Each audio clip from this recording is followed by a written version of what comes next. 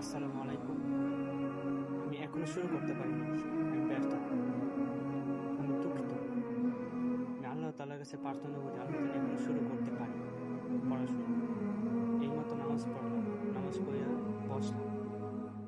এখনো আমি বুঝতেছি না কেন শুরু করতে পারতেছি না। আমার মনকে নিয়ন্ত্রণ করতে পারতেছি না। মন চাই শুধু খেলতামাশার মধ্যে ব্যস্ত রাখে। ঠিক আছে? মন চাই সোশ্যাল মিডিয়ার মধ্যে রিলস, ফেসবুক স্ক্রল করা, টিকটক দেখা এগুলোই। তো আমি তো চাই না।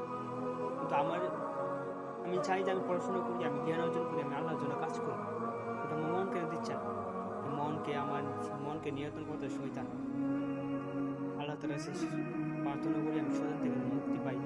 আমি আমাকে যেন ধৈর্য দিই, আমি যেন আবার শুরু করতে পারি প্রথম থেকে। এই 2022 সালের পর থেকে আমি 2026 সাল প্রায় 4টা বছর আমার সময় নষ্ট হয়েছে। কোনো কিছুই করতে পারিনি, পড়াশোনায় কোনো কিছুই করতে পারিনি। এইচএসসি এসএসসির পর এসএসসি দেবো, কিন্তু এসএসসি দিতে পারি নাই। দিছি কিন্তু ফেল করছি, পড়াশোনা হয় নাই। মানে পড়াশোনার থেকে মন একদম উঠিয়ে গেছে।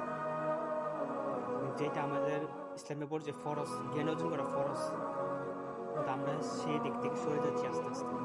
আমরা কি করতেছি? ফেসবুক, সোশ্যাল মিডিয়া, খেলতামাশা, মানে যত আজেরা জিনিস আছে যেগুলো আমাদের জীবনের জন্য দুনিয়াতে এবং আখিরাতে কোনো প্রয়োজন নাই, সেগুলো নিয়ে ব্যস্ত আছি। আল্লাহ তাআলা আমাদেরকে মাফ করুক। আল্লাহ তাআলার কাছে প্রার্থনা করি আল্লাহ আমি যেন শুরু করতে পারি, তুমি আমাকে ধৈর্য দাও, তুমি আমাকে জ্ঞানদারদের অন্তর্ভুক্ত করো। তোমার কাছে প্রার্থনা করি। অতটুকুই। আসসালামু আলাইকুম।